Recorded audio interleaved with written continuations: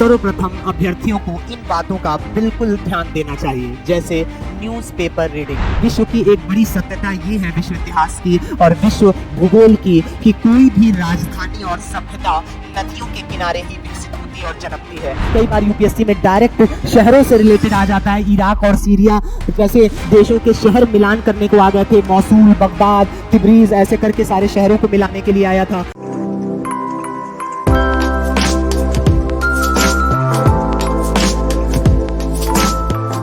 उत्तर प्रदेश लोक सेवा आयोग हो या फिर संघ लोक सेवा आयोग, इन सभी में विश्व का मानचित्र एक महत्वपूर्ण स्थान रखता है। चाहे वो जीएस पेपर फर्स्ट हो या जीएस पेपर थर्ड या फिर प्रीलिम्स के ज्योग्राफी के सेक्शन में विश्व मानचित्र से आने वाले प्रश्न, ये सभी महत्वपूर्ण बना देते हैं विश्व मानचित्र को। कैसे देखना चाहिए विश्व का मानचित्र, किस प्रकार से हम विश्व मानचित्र को परीक्षा के अप्रोच से तैयार करें, ये सभी प्रश्न एक अभ्यर्थी के दिमाग में चलता रहता है जब वो ज्योग्राफी की क्लास कर रहा होता है। तो मेरा नाम रहबर नवाज है और आप देख रहे हैं आकार आईएएस यूट्यूब चैनल। और आज के इस वीडियो में हम डील करने जा रहे हैं कैसे पढ़ें विश्व का मानचित्र और क्या अप्रोच होना चाहिए। शानदार विश्लेषण के साथ एक ही वीडियो में फुल कॉन्सेप्ट देने का प्रयास किया जाएगा। तो चलिए स्टार्ट करते हैं और सबसे पहले ये जानते हैं कि आखिर विश्व इतिहास कि आखिर विश्व मानचित्र में किस प्रकार का अप्रोच रखना चाहिए और कैसे तैयारी करनी चाहिए। तो अगर वर्ल्ड मैप की बात करें तो वर्ल्ड मैप को तैयार करने का क्या होना चाहिए, एक बेहतर स्ट्रैटेजी, एक बेहतर रणनीति क्या होनी चाहिए। तो किसी भी अभ्यर्थी को अगर विश्व मानचित्र की तैयारी करनी है, सर्वप्रथम अभ्यर्थियों को इन बातों का बिल्कुल ध्यान देना चाहिए, जैसे न्यूज़पेपर रीडिंग। न्यूज़पेपर को हमेशा पढ़ने की हैबिट पैदा करें। साथ ही साथ इन अखबारों में दी जाने वाली लीडर्स समिट पे ध्यान दें, लीडर्स समिट पर ध्यान दें। साथ ही हमारे PM plus president and other ministers की फॉरेन विदेशी यात्रा, फॉरेन जर्नी पर भी ध्यान दें, विदेशी यात्रा पर भी ध्यान दें। साथ ही यदि किसी राष्ट्र में नया इलेक्शन हुआ हो, कहीं टेररिज्म की घटना हुई हो, वॉल्केनो एंड अर्थक्वेक यानी ज्वालामुखी और भूकंप की घटनाएं देखी गई हों, तो ये सभी चीजें त्वरित रूप से आपको यह बताती हैं कि ये एक अभ्यर्थी के लिए सिर्फ न्यूज़ नहीं है बल्कि मानचित्र को तैयार करने का भी एक माध्यम प्रोवाइड करा रही हैं। इसके साथ ही साथ अगर वर्तमान जनसंपर्क की बात करें और जनसंपर्क के जिन माध्यमों का प्रयोग किया जा रहा है उनकी बात करें तो उनमें इंस्टाग्राम, फेसबुक और यूट्यूब की महत्वपूर्ण भूमिका है।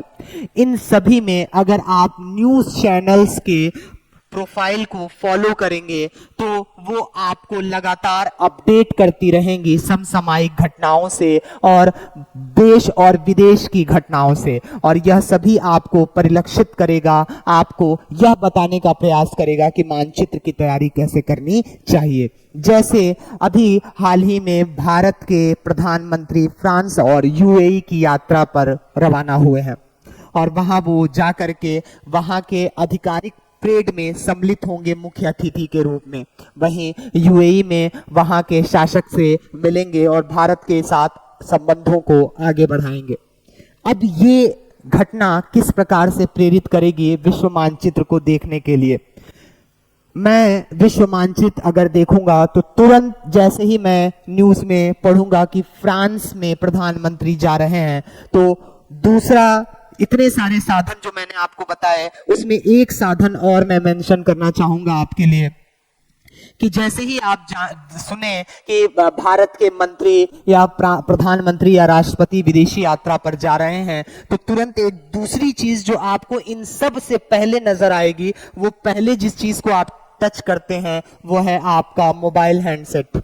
वो आपका स्वयं का मोबाइल हैंडसेट होता है। जैसे ही आपने खबर पढ़ी, देखा, तुरंत मोबाइल ओपन करिए और मैप के सेक्शन में, मैप के ऐप पे चले जाइए। मैप का ऐप ओपन करिए और मैप पे तुरंत फ्रांस डाल दीजिए। फ्रांस डाल दीजिए।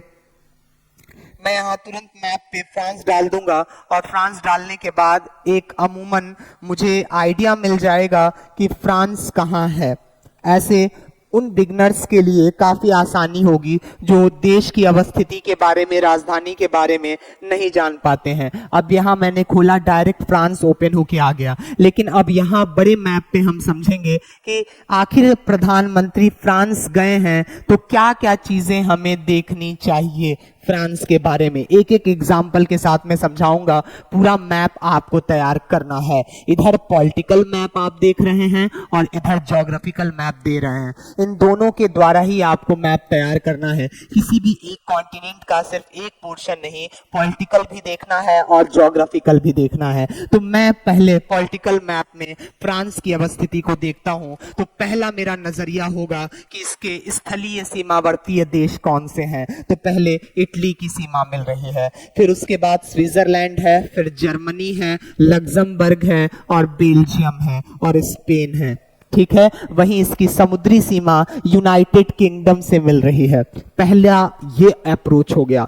दूसरा अप्रोच होगा कि आखिर फ्रांस का कैपिटल क्या है। तो पेरिस है। और हम सभी जानते हैं विश्व की एक बड़ी सत्यता ये है, विश्व इतिहास की और विश्व भूगोल की, कि कोई भी राजधानी और सभ्यता नदियों के किनारे ही विकसित होती और जन्मती है। चाहे सिंधु घाटी सभ्यता सिंधु नदी और उसकी सहायक नदियों पर अवस्थित हो, या फिर वैदिक सभ्यता गंगा और उसकी सहायक नदियों पे स्थापित हो, या फिर रोम की सभ्यता पो नदी पे सहायक हो। इसी प्रकार से यूरोप की सभ्यताएं और अमेरिका की सभ्यताएं भी कहीं ना कहीं नदियों के संगम पर आधारित रही हैं। और यही नदियों के संगम पे धीरे धीरे एक छोटा सा शहर परिवर्तित होकर के आधुनिक विश्व का राजधानी बन गया, आधुनिक विश्व के राष्ट्रों की राजधानी में परिवर्तित हो गई। तो मेरा दूसरा देखने का नजरिया होगा कि फ्रांस की जो राजधानी है पेरिस, यह किस नदी पे अवस्थित है। तो इस मैप में तो आपको नहीं दिखेगा,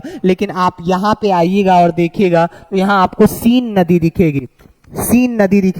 और अगर आप और स्पष्ट रूप से देखना चाहें तो मैं अपने मोबाइल के मैप में पेरिस को, जैसे फ्रांस किया और पेरिस को मैंने बढ़ाया और पेरिस के नीचे नदी देखी तो यहाँ लिख करके आ गया सीन नदी लिख करके आ गया। ठीक है। तो मैंने जान लिया कि फ्रांस जो है उसकी राजधानी पेरिस सीन नदी के तट पर अवस्थित है। ठीक है। फिर उसके बाद मैं जो दूसरी बात जानना चाहूंगा, क्या इसके बगल में कोई बे ऑफ है, खाड़ी है। तो यहाँ देखिए बिस्के की खाड़ी, ये फ्रांस और स्पेन के बीच में है। क्या इसके साथ कौन कौन से सागर जुड़ते हैं। तो यहाँ देखिए भूमध्य सागर से भी इसकी सीमाएं मिल रही हैं, इंग्लिश चैनल से भी इसकी सीमाएं मिल रही हैं और नॉर्थ सी से भी इसकी सीमाएं मिल रही हैं। यानी ये समुद्रों में जो छोटे छोटे सागर होते हैं उसमें उत्तरी सागर, इंग्लिश चैनल सागर, बे ऑफ बिस्के और भूमध्य सागर से घिरा हुआ देश है फ्रांस।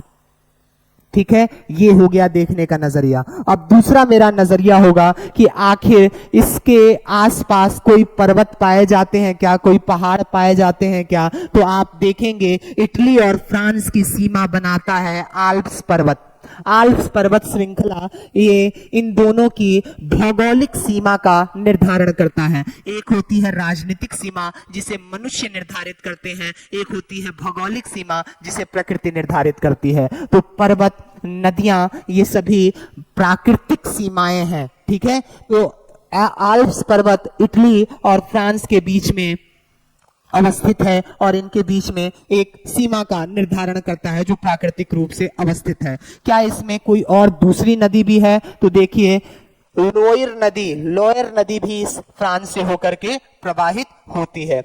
उसी प्रकार से आप किसी भी जगह को जब देखें तो पहले वहां के अवस्थिति देखें, राजधानी देखें, किस समुद्र के किनारे है और उसकी राजधानी किस नदी पे है, वहां कोई पर्वत है कि नहीं, अंतरराष्ट्रीय सीमा क्या है। कई बार नॉर्वे, स्वीडन और फिनलैंड को स्कैंडिनेवियन कंट्री के रूप में जाना जाता है। क्या है ये स्कैंडिनेवियन कंट्री?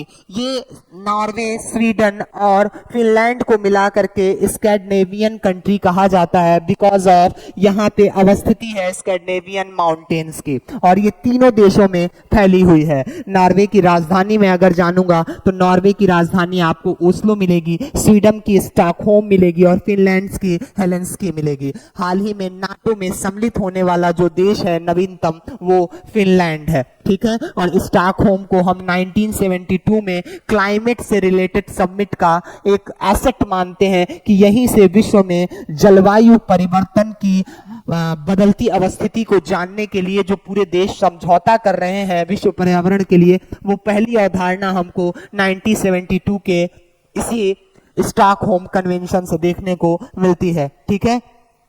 ऐसे ही हम यूरोप को देखेंगे तो अब पूरे कॉन्टिनेंट पे अगर बात करें तो हम देखेंगे कि इस यूरोप की सर्वाधिक बड़ी नदी कौन सी है, तो आपको पता चलेगा वोल्गा है। इसमें कौन कौन से देश हैं, इसमें से कौन देश ऐसे हैं जो लैंड लॉक हैं। लैंड लॉक उसे कहते हैं जिनकी सीमा किसी सागर या पूरे बड़े समुद्र से ना मिलती हो। तो क्या यूरोप में ऐसा कुछ है? देखिए, चेक गणराज्य, स्लोवाकिया, ऑस्ट्रिया, हंगरी, उसके बाद सर्बिया, ये सभी क्या है, और यहाँ स्विट्जरलैंड, यहाँ लग्जमबर्ग, ये सभी लैंड लॉक कंट्री हैं। तो आपको पता करना चाहिए लैंड लॉक और डबल लैंड लॉक कंट्री क्या होती है। एक होती है लैंड लॉक, यानी उसके किनारे किनारे जो देश हो वो उसको घेरे हुए हो, उसकी समुद्र की सीमा उससे किसी से ना मिलती हो। और एक होते हैं double land lock. Double land lock का मतलब होता है कि उसके बाद भी कोई देश जो है किसी समुद्र की सीमा से ना मिलता हो। जैसे मान लीजिए यहाँ पे कोई एक कंट्री है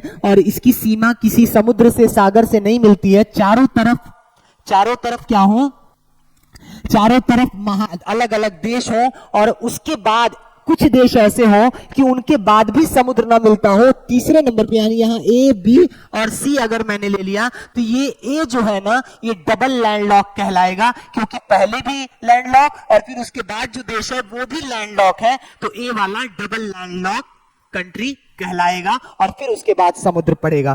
ये तो पहली नदी, यूरोप की सबसे लंबी नदी वोल्गा नदी। फिर हम नदियों को भी देखेंगे। क्या कोई ऐसी नदी है जो कई सारी राजधानियों को जोड़ रही है? तो आप यहाँ डैन्यूब नदी देखिएगा। डैन्यूब नदी यूरोप के 4 से 5 देशों में जो राजधानियां अवस्थित हैं, चाहे वो बुडापेस्ट है, चाहे वो यहाँ पे आप देखेंगे बुडापेस्ट है, वियना है, ये सभी कहाँ हैं? डैन्यूब नदी के तट पे अवस्थित हैं। तो डैन्यूब नदी पर सर्वाधिक राजधानियां अवस्थित हैं। वहीं बर्लिन राइन नदी के तट पर है, वहीं लंदन टेम्स नदी के तट पर है। इस प्रकार से प्रमुख शहरों को और देश की राजधानियों को मैं देखने का प्रयास करूंगा कि आखिर वो किस नदी पर अवस्थित है।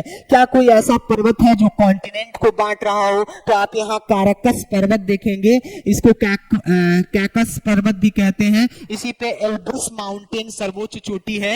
ये यूरोप और एशिया को पृथक करती है, यूरोप और एशिया को पृथक करती है। फिर उसके बाद हम देखेंगे कि आखिर भूमध्य सागर के किनारे कितने देश हैं और छोटे छोटे देश कौन से हैं, कौन से छोटे छोटे सागर हैं। तो ब्लैक सी दिखेगा आपको, कैस्पियन सी दिखेगा, मरमरा सी दिखेगा, एजियन सी, आयोनियन सी। अब इन सी का भी क्रम पूछ लेता है। जैसे यहाँ पे देखिए एल्बोरन सी, उसके बाद लाइजीरियन सी, टेरेनियन सी, फिर उसके बाद एड्रियाटिक सी, फिर आयोनियन सी। तो एग्जामिनेशन हॉल में ये पूछ देगा कि आखिर पश्चिम वेस्ट से लेकर के ईस्ट तक भूमध्य सागर में अवस्थित सागरों का सही क्रम क्या है। ठीक है, तो इस तरह से भी आपको तैयार करना चाहिए। फिर ये जो छोटे छोटे सागर हैं इनसे पूछ देगा कि स्टेटमेंट देगा कि नीपर और डेनिस्टर और डॉन नदी ब्लैक सी में गिरते हैं। अब ये सही स्टेटमेंट जब आप पढ़े होंगे तो जानेंगे। फिर स्टेटमेंट दे देगा कि क्या कारण है कि कैस्पियन सी का उत्तरी भाग नमकीन नहीं है, उसकी पानी का उत्तरी भाग का जो पानी है कैस्पियन सागर का वो मीठा है अपेक्षाकृत दक्षिणी का, क्योंकि दक्षिणी जो कैस्पियन सी है उसमें कोई नदी नहीं मिलती है, जबकि उत्तरी छोर पर वोल्गा और यूराल नदी आकर के मिलती हैं और ताजा पानी मिलने की वजह से क्या होता है, यहाँ का जल स्वच्छ और थोड़ा मीठा होता है। और ये यूराल माउंटेन है जो रशिया में अवस्थित है, और ये यूराल माउंटेन क्या करता है, यूरोप और एशिया को अलग करता है। रशिया एकमात्र देश है जिसकी राजधानी यूरोप में अवस्थित है, मॉस्को नदी पर, ठीक है। और ये यूराल एक पार्ट इसका यूरोप में है रशिया का, और एक पार्ट जो है एशिया में है। यहाँ देखिए ये पूरा पार्ट रशिया का यूरोप में अवस्थित है, और यहाँ भी रशिया का एक छोटा सा ऑक्युपाइड क्षेत्र है, ठीक है। ये सभी है, यहाँ बाल्टिक सी के किनारे भी रशिया है, यहाँ आर्कटिक महासागर के किनारे भी रशिया है, फिर यहाँ आप बेरिंग सागर के पास देखेंगे वहां भी रशिया है।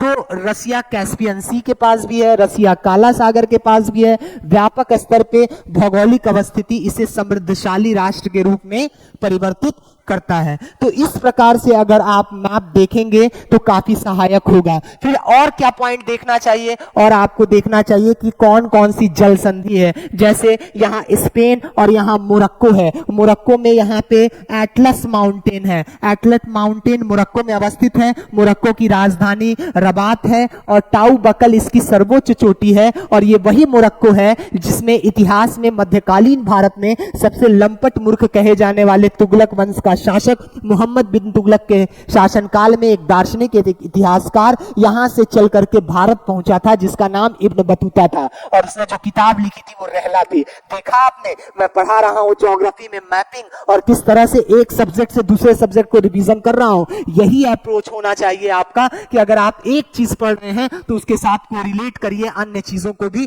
तो वो हमेशा के लिए आपको याद रह जाएगा, ठीक है। तो यहाँ जिब्राल्टर जल संधि पाई जाती है, और जिब्राल्टर ये अटलांटिक महासागर और भूमध्य सागर को जोड़ता है। वहीं यहाँ पे काला सागर और मरमरा सागर के बीच में बास्फोरस जल संधि पाई जाती है। वहीं मरमरा सागर और एजियन सागर के बीच में डेरेंडलीज जल संधि पाई जाती है। वहीं यहाँ सी ऑफ एजोव और काला सागर में क्रेच जल संधि पाई जाती है, ठीक है। ये सभी जल संधियां भी आपके लिए इंपॉर्टेंट हो जाती हैं। डायरेक्ट एग्जामिनेशन में मैचिंग वाला पोर्शन यहाँ पे आपको देखने को मिलता है, ठीक है। तो ऐसे ही आप एशिया कॉन्टिनेंट को भी तैयार करिएगा कि कौन सा मरुस्थल कहाँ है। जैसे गोबी का मरुस्थल मंगोलिया और चीन में परिवर्तित है। हिमालय रेंजेस कहां से कहां तक है। फिर उसके बाद यहाँ पे तकलामकान क्या है, तकलामकान का रेगिस्तान क्या है। फिर उसके बाद जाग्रोज एल्ब्रूस पर्वत क्या है। फिर लाल सागर के किनारे कौन से देश अवस्थित हैं। बाब अल मंडेब जल संधि कहाँ है, हारमुज जल संधि कहाँ है। फिर उसके बाद फारस की खाड़ी के किनारे कौन कौन से देश हैं, उनकी राजधानियां क्या हैं, उन देशों के प्रमुख शहर कौन कौन से हैं। कई बार यूपीएससी में डायरेक्ट शहरों से रिलेटेड आ जाता है। इराक और सीरिया जैसे देशों के शहर मिलान करने को आ गए थे, मौसूल, बगदाद, तिब्रीज, ऐसे करके सारे शहरों को मिलाने के लिए आया था। फिर उसके बाद आप देखेंगे छोटे छोटे सागर जो होंगे वो किनके किनारे हैं। दक्षिण चीन सागर के किनारे कौन सा देश अवस्थित है। मलक्का जल संधि किसे कहते हैं, पाक जल संधि किसे कहते हैं। सोकोत्रा आइलैंड, उस समुद्र में, उस सागर में कौन सा आइलैंड सबसे ज्यादा है। तो आप अगर हिंद महासागर में देखेंगे तो रियूनियन मिलेगा आपको, मॉरिशस मिलेगा, मालदीव मिलेगा। फिर उसके बाद आपको सोकोत्रा आइलैंड मिलेगा, लक्षद्वीप मिलेगा, अंडमान निकोबार द्वीप समूह मिलेगा, डियागो गार्सिया मिलेगा, चागोस द्वीप समूह मिलेंगे। तो इतना सब जो मैं बता पाया ये प्रैक्टिस एंड मोर प्रैक्टिस करने की वजह से ही हुआ था। अगर इस प्रकार से आप अप्रोच रखेंगे कि एक कॉन्टिनेंट उठाइए, उसके समुद्र के बारे में, उसकी पहाड़ी पर्वतों के बारे में, पठारों के बारे में, नदियों के बारे में, राजधानियों के बारे में, द्वीप समूहों के बारे में जानिए और उन पे किनका अधिकार है, उसका उत्तर से पश्चिम क्रम क्या है, उसका पश्चिम से पूर्व क्रम क्या है। ये अप्रोच अगर आपने रखा तो फिर मैप कहीं से कहां तक आपको परेशान नहीं करेगा और एग्जामिनेशन में 4 से 6 नंबर आप अपने खाते में जोड़ पाएंगे। तो इसी प्रकार से आप आगे बढ़ के अफ्रीका महाद्वीप को भी तैयार कर सकते हैं कि वेस्टर्न अफ्रीकी कंट्री कौन से हैं, गिनी की खाड़ी के किनारे कौन कौन सा देश अवस्थित है, कौन कौन सी जल संधियां अवस्थित है, मेडागास्कर के किनारे कौन सी जलधारा बहती है, यहाँ अगुलहास बहती है, यहाँ मोजाम्बिक जलधारा है, हॉर्न ऑफ अफ्रीका किसे कहते हैं। इस प्रकार से आप पूरा मैप यदि तैयार करना चाहें तो कभी भी पॉलिटिकल एंड ज्योग्राफिकल मैप को साथ साथ तैयार करें ताकि आपको कभी भी दिक्कत ना हो। ठीक है, इसी प्रकार से यहाँ अमेजन बेसिन देखिए, दुनिया का सबसे बड़ा बेसिन है और इसको हार्ट ऑफ वर्ल्ड कहा जाता है क्योंकि यहाँ नदियों का भी व्यापक संगम है और वनस्पतियों का भी व्यापक संगम है। अगर वनस्पतियां और नदियां अगर सम्मिलित है तो वर्षा ऋतु बराबर बेहतर तरीके से चलती रहेगी और मनुष्यता का पोषण होते रहेगा। ठीक है, तो ऐसे आप अन्य देशों के बारे में भी देखते रहिए और आकार आईएएस यूट्यूब चैनल को अभी तक आपने फॉलो नहीं किया है तो फॉलो कर लीजिए क्योंकि इस प्रकार की वीडियो छूट भी सकती है। धन्यवाद, देखते रहिए आकार आईएएस यूट्यूब चैनल। जय हिंद।